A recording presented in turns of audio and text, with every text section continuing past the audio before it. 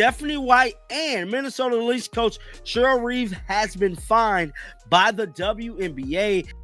Three of the WNBA's most respected coaches, Stephanie White, Cheryl Reeve, and Becky Hammond, have just been slapped with massive fines, and the league is in full damage control mode. Fans aren't calling this discipline. They're calling it a silencing tactic. Reeve's outburst in Phoenix cost her $15,000, while White and Hammond were both hit with fines for daring to call out officiating that many say has been destroying the integrity of the game. Stephanie White got fined for making comments about Cheryl Reeve going off on the refs. We ultimately know Cheryl Reeve is going to get hit with the hammer. And I'm telling you right now, this is looking spooky. Instead of addressing the problems on the court, the league went straight for the wallets of its coaches. That move didn't quiet the outrage, it poured gasoline on it.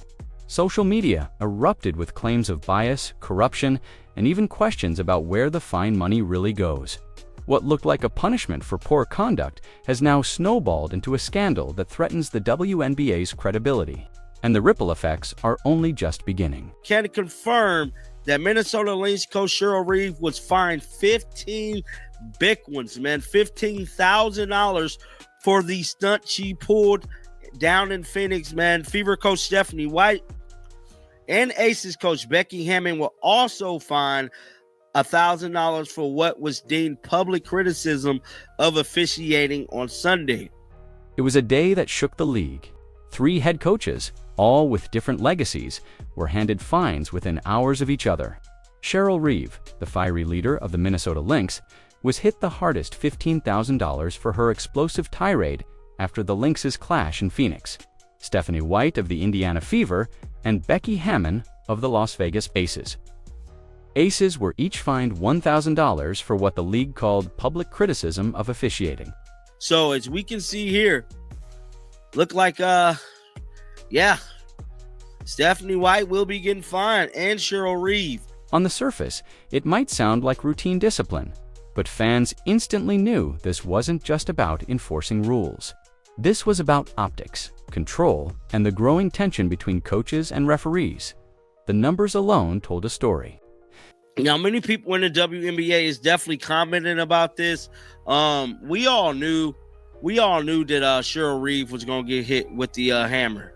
$15,000 isn't just a slap on the wrist, it's one of the largest fines ever handed down to a WNBA coach. And what made it worse was the timing. The postseason spotlight was already burning bright. And instead of the league showcasing its stars and the drama of elimination games, it was fighting headlines about angry coaches and questionable officiating. White and Hammond's fines, though smaller, carried their own weight.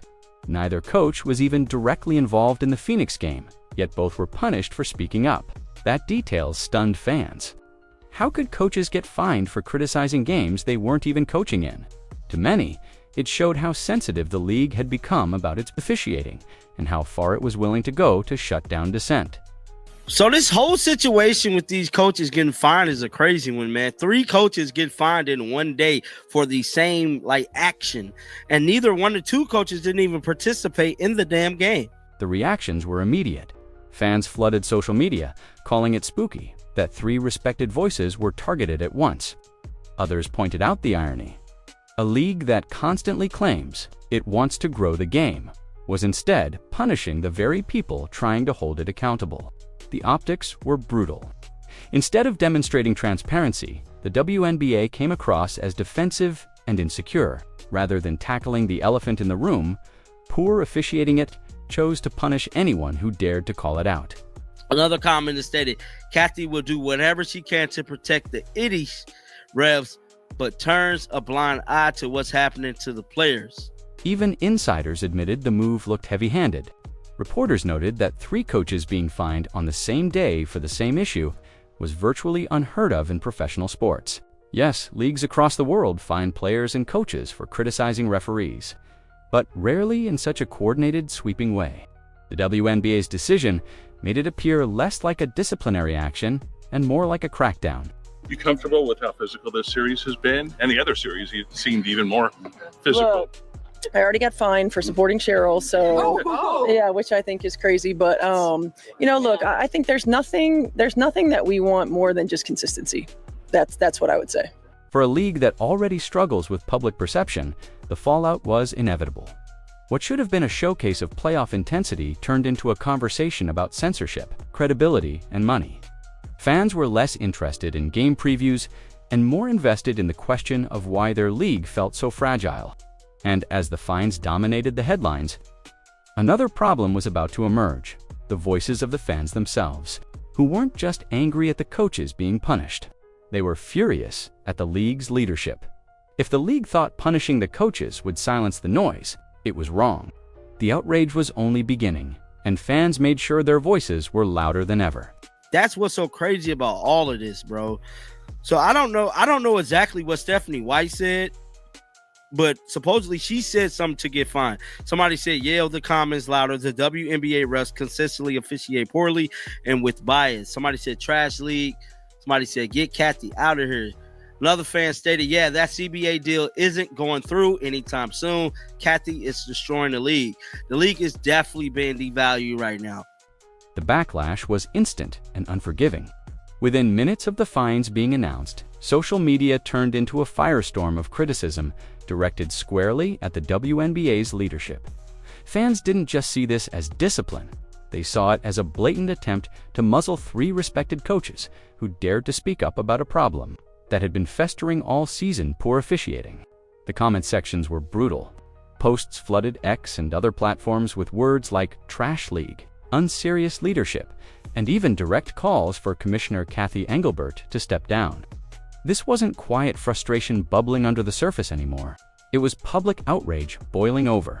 Many fans pointed out the irony of a league that constantly preaches growth and empowerment turning on its own coaches for speaking their minds. Some accused Engelbert of protecting referees at all costs while ignoring the quality of the game itself. One popular post read, "Kathy will do whatever she can to protect the refs, but turns a blind eye to what's happening to the players." That sentiment spread quickly, echoed by countless others who felt the fines had nothing to do with fairness and everything to do with silencing criticism. The comments didn't stop there. Fans connected the dots to larger issues within the league, particularly the ongoing concerns about the collective bargaining agreement and the league's overall value. Some insisted this move was another reason the CBA deal wouldn't pass anytime soon, accusing Engelbert of devaluing the league instead of strengthening it. Another fan's remark summed up the mood perfectly: "No one holds the W." Back like the W, it was a stinging indictment of leadership, suggesting the league's biggest obstacle wasn't external competition, but its own decisions. Even casual viewers weighed in, mocking the league's priorities. While the WNBA had been celebrating record expansion fees and bragging about media deals worth hundreds of millions, fans joked about the inability to improve officiating. They highlighted the absurdity of a league that could generate nearly $1 billion in revenue from expansion in television, but still failed to train referees properly. One sarcastic comment read, "Maybe the fine money will finally buy a referee training camp." Another simply asked, "Where does all this fine money even go?" That single question opened the door to a much larger conversation about transparency and trust. Instead of silencing the critics, the fines created an even bigger spectacle. The anger spread beyond diehard fans and into sports media, where analysts questioned whether the WNBA had just made its own credibility crisis worse. By fining coaches for publicly criticizing officiating, the league turned the spotlight back on the very issue it wanted to bury. Rather than clearing the air, it confirmed what many fans already suspected, that the league wasn't interested in accountability, only controlled. And while the uproar was growing online, another storm was building offline. Fans weren't just angry at the fines themselves. They demanded answers about the mysterious destination of all that money. The fines weren't just about discipline anymore, they were about trust. As the outrage swelled, one question rose above all the noise: where does all this fine money actually go? The WNBA had just slapped Cheryl, Reeve, Stephanie White, and Becky Hammond with penalties that added up to thousands of dollars. But fans weren't satisfied with the league's vague explanations. Some believed the money was being funneled into community initiatives like WNBA Cares, while others suspected it was quietly disappearing into the league's operating budget. The lack of transparency became the next flashpoint in an already volatile situation. One viral comment summed up the frustration. No one knows where the money goes. And that's the real problem. Fans pointed out that professional leagues, like the NBA at least, make it clear how fines are redistributed, often into player foundations or charitable programs. The WNBA, however, seemed evasive. When the league finally clarified that fine money was split between WNBA Cares and the Players Association's charitable fund, the explanation did little to calm suspicions. To many, it felt like a convenient talking point, not a genuine commitment. Skeptics even mocked the commissioner directly, sarcastically referring to the fines as Kathy pockets. This opened a larger conversation about money within the league. How could the WNBA claim it was losing $400 million over its existence, while at the same time collecting record-breaking expansion fees and media rights deals? The numbers didn't add up in fans' eyes. Just last year, expansion fees alone brought in $750 million. And a new media deal was projected to generate $200 million annually. Yet the league still insisted it couldn't invest in better officiating or improved infrastructure. For fans, the fines became a symbol of the league's financial contradictions, a billion-dollar business acting like it couldn't afford to solve its most basic problems. The irony wasn't lost on anyone. Here were 3 coaches punished for pointing out inconsistent officiating, and yet the league itself had more than enough resources to address the issue. Instead of using its growing revenue to build referee training programs, improve officiating standards, or strengthen the credibility of its product, the WNBA chose to levy fines. Fans couldn't help but laugh bitterly at the idea of their league raking in expansion money while punishing coaches for saying what everyone could already see. The mystery of the money also tapped into a deeper sense of mistrust. If the league wasn't transparent about fines, what else wasn't it telling the fans? Were expansion fees being used to grow the game, or just to cover losses? Were media deals truly benefiting the players and fans, or were they simply lining the pockets of league executives? These questions gained traction because the WNBA had given people reason to doubt.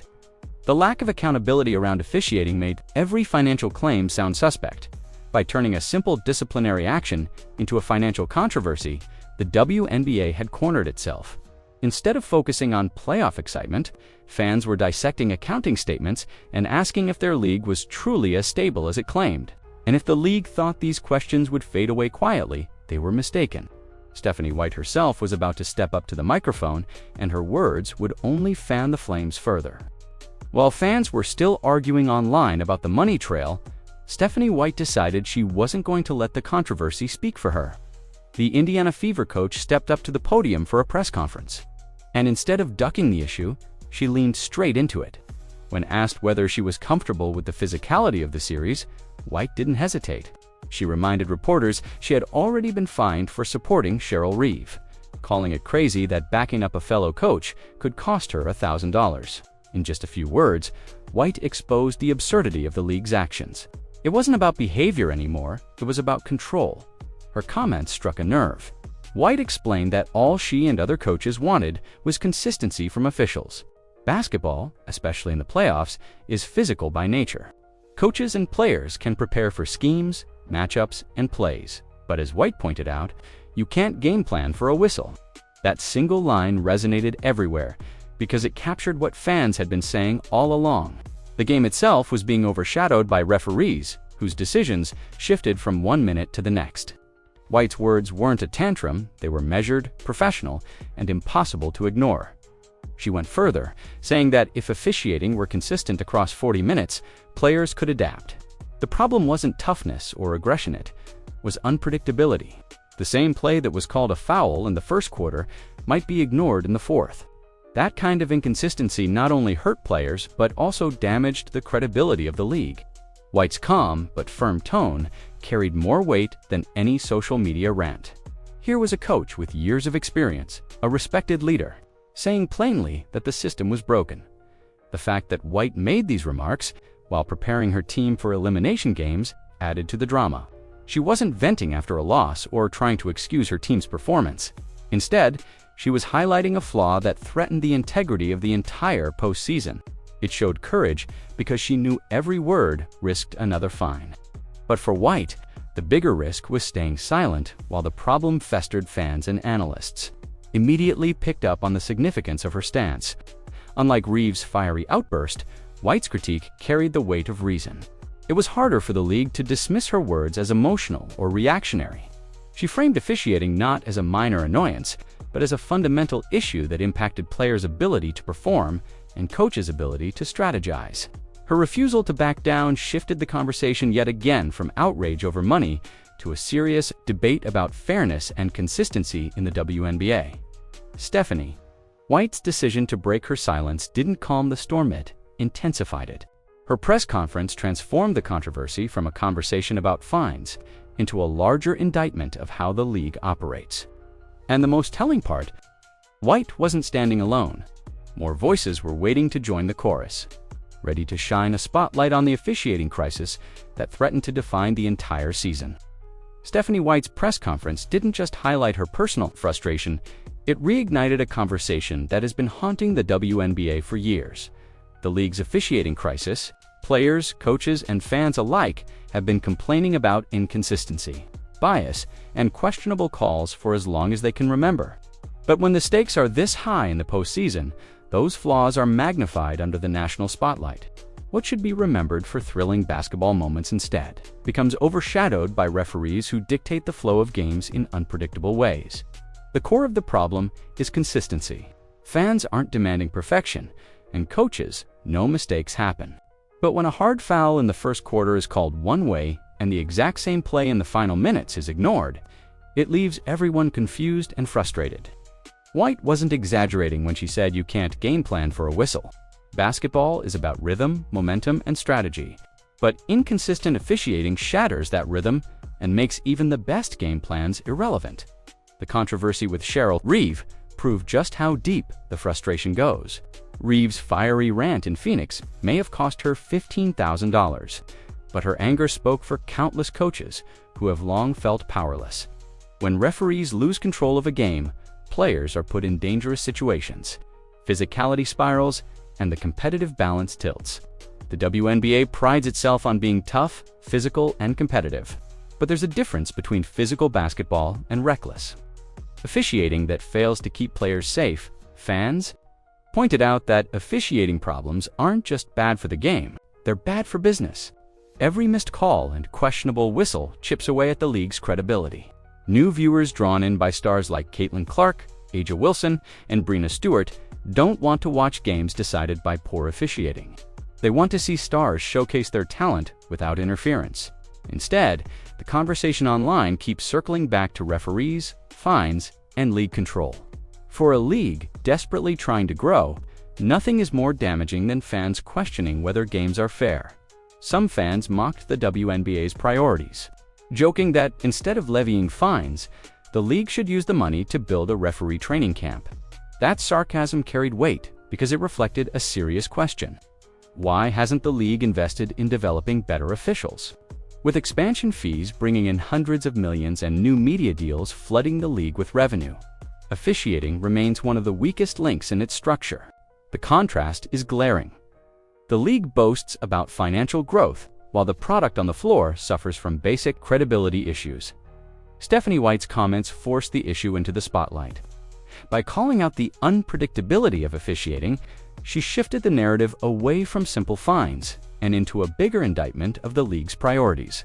If the WNBA doesn't address the crisis of officiating soon, it risks losing not only credibility with its players and coaches, but also the trust of fans who feel their passion for the game is being taken for granted. And if officiating is the crack in the foundation, the league's broader image problem might be the earthquake waiting to happen. If the officiating crisis is the crack in the foundation, the WNBA's image problem is the earthquake threatening to tear the whole house down. For years, the league has tried to sell itself as progressive, transparent, and built on empowerment. Yet in moments like this, when 3 coaches are fined on the same day for voicing frustrations, FIA see the opposite. Instead of accountability, they see censorship. Instead of leadership, they see defensiveness. And instead of growth, they see a league tripping over its own mistakes. The timing could not be worse. The WNBA is in the middle of its most high-profile era, with record-breaking attendance, surging TV ratings, and expansion headlines making national news. Stars like Caitlin Clark, A'ja Wilson and Breena Stewart have brought unprecedented attention. But all of that momentum gets undermined when the conversation shifts from the players' brilliance to questions about whether the league itself is mismanaged. When casual fans tune in and see coaches fined for saying the same things they're already complaining about online, it doesn't inspire confidence. It creates suspicion. Part of the league's image problem is financial. The WNBA frequently cites years of reported losses, claiming the league has struggled to stay afloat. Yet, at the same time, it collects massive expansion fees, signs new media deals, and announces sponsorship growth. Fans see the contradiction and wonder where all this money is really going. That's why questions about fine money sting so deeply, because they tap into a broader mistrust. People want to believe in the league, but when transparency is lacking, suspicion grows. Another part of the issue is perception of leadership. Commissioner Cathy Engelbert has positioned herself as the steward of growth, but in moments like this, she comes across as out of touch with the heartbeat of the game. Fans don't want to hear about media deals and corporate partnerships when officiating chaos dominates the playoffs. Coaches don't want fines, they want consistency. And players don't want to be told the league is stronger than ever while they're dealing with games that feel like coin flips at the whistle. Even more damaging is the sense that the league doesn't trust its own product. By fining coaches for public criticism, it sends a message: we'd rather silence the truth than face it. That kind of crackdown only fuels the narrative that the WNBA is insecure. And in professional sports, perception is everything. If fans believe games aren't fair, if coaches believe their voices don't matter, and if players believe their safety isn't prioritized, then the foundation of the league is already compromised. The WNBA wanted to project strength by issuing fines. Instead, it revealed weakness. And if the league doesn't address this image problem quickly, the controversy could snowball into something far bigger than officiating. Because the truth is simple: when your coaches, your fans, and your stars don't trust the system, no amount of sponsorship money can save your reputation. And the most dangerous part, the coaches aren't standing down, they're standing together. And that unity is something the league may not be ready to handle. What made this scandal even more explosive was the unusual unity between three of the league's most competitive coaches. Cheryl, Reeve, Stephanie White, and Becky Hammond aren't just respected leaders, they're rivals with playoff aspirations. Yet here they were, punished in the same breath, all for voicing the same frustration. In any other season, their clashes would dominate the headlines. This time, their shared defiance against the league's officiating problem turned them into reluctant allies. Cheryl Reeve, known for her fiery passion and willingness to call things as she sees them, has never shied away from challenging authority. Her $15,000 fine may have been the biggest, but her words echoed the frustrations of coaches across the league. Stephanie White, more measured in her delivery, brought credibility to the debate with her calm, pointed reminder that you can't game plan for a whistle. And Becky Hammond, who has the pedigree of both an NBA and WNBA career, lent her voice in solidarity. Each of them had different styles, but their message was identical: the system is broken. Fans immediately noticed the symbolism. If three of the most prominent coaches representing three different franchises were united in their criticism, how could the league dismiss it as mere whining? This wasn't about a single game or a single call. It was about an ongoing pattern that was undermining the credibility of the league. When rivals speak the same language, it becomes impossible to ignore. That unity also raised bigger questions. If the coaches were willing to take fines rather than stay silent, what did that say about the level of frustration behind the scenes? How many more coaches, assistant coaches, or even players were holding back their criticisms out of fear of punishment? The public fines may have exposed something much larger, a culture of frustration that has been simmering within the WNBA for years. The league had hoped the fines would discourage further dissent, but the opposite happened. Instead, the punishments gave Reeve, White, and Hammond a shared stage. Fans, instead of criticizing them, rallied around their cause. Social media turned them into symbols of resistance against league leadership, and every post defending them further chipped away at the WNBA's image of control. What was intended as discipline ended up as unintentional validation. Even analysts began to speculate about the ripple effects. Would this shared frustration spill over into collective bargaining negotiations? Could it spark a louder, more organized movement, demanding accountability from the league. If coaches with championship pedigrees and decades of experience were saying officiating was broken, it gave the issue legitimacy that fans alone could not. The WNBA suddenly faced a problem it hadn't anticipated: the perception that its own leaders on the sidelines were uniting against it. And once the idea of coaches and players forming a unified front takes hold, it's no longer about fines, it's about power. For the league, the fines may have seemed like a quick solution, but in reality, they created something much more dangerous: solidarity among rivals. And that left fans asking the most uncomfortable question yet: was this about keeping order? Or was it about maintaining control at any cost?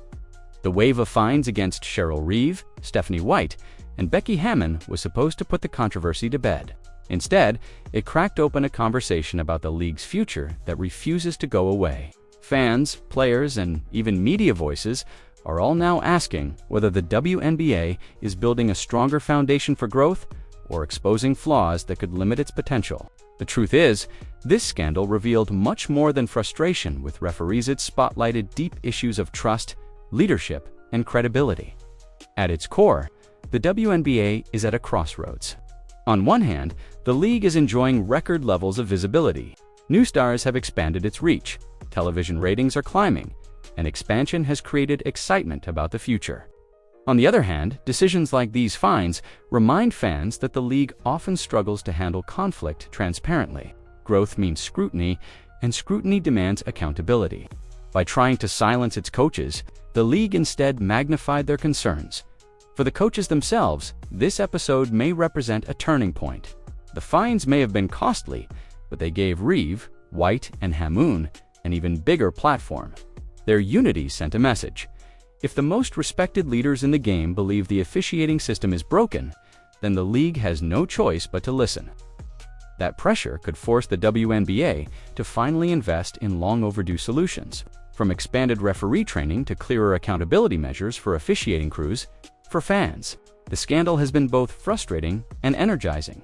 On one hand, they're tired of controversies overshadowing the game. On the other, they see their complaints validated by the very people who live inside the league every day. Instead of alienating fans, the league's heavy-handed fines inadvertently created more passion and more demands for change. Transparency is no longer optional. If the WNBA wants to win over skeptics and keep its loyal base engaged, it must show that it values fairness as much as it values growth.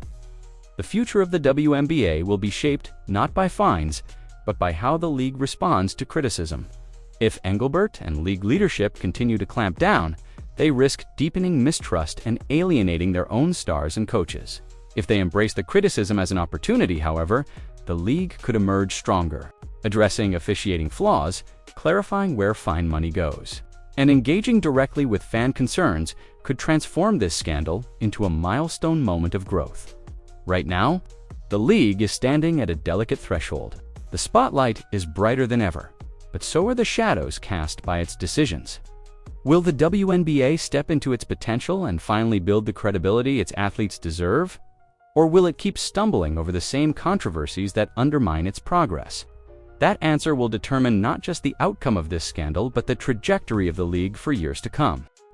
What began as a set of fines meant to silence 3 coaches has spiraled into one of the WNBA's most defining controversies. Cheryl Reeve's explosive outburst, Stephanie White's calm critique, and Becky Hammond's defiance weren't just about officiating, they were about fairness, trust, and the league's integrity. Instead of closing the conversation, the WNBA's heavy-handed response ignited a louder debate that fans, players, and media refused to ignore. Every fine, every headline, and every unanswered question about money or accountability has chipped away at the league's credibility. Yet, in this crisis lies an opportunity. The WNBA can choose to embrace transparency, fix its officiating, and rebuild trust. One thing is clear: the fans and the coaches have spoken, and their voices are louder than any fine. The league's next move will determine whether this moment becomes a collapse or a turning point.